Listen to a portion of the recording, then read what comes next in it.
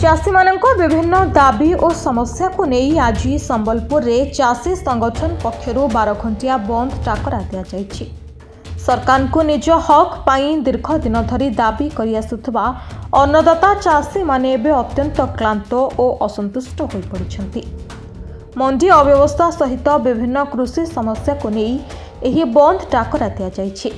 बंद पालनर समर्थन रे आज सकाळू चाषी माने बाइक रैली करी सहर परिक्रमा करिथिबा देखिबाकु मिलिछि।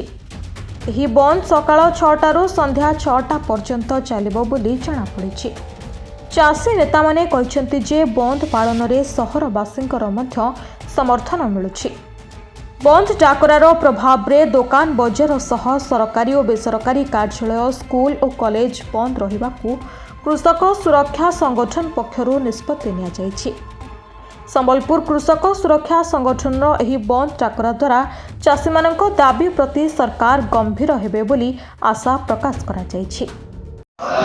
आज आंदोलन है जे संबलपुर महाबंद है जे दिलगी हमर चाषी मानक विभिन्न दाबी जेनटा थिला सरकार आज तक नुई पूरण करे विगत सरकार जेनटा रखी थिला सेटा थुपी दी ताकर मुडे आ माने आज तक सेटा के समाधान कर नुई पारन कि पद्मी चटनी हैला टोकन हैला कि सब भड़ा हैला विभिन्न दाबी अछि मंडी समस्या हैला आज तक माने किसी नुई कर जति आज बंद करा है। संबलपुर अजित बंछन का रिपोर्ट रियो न्यूज।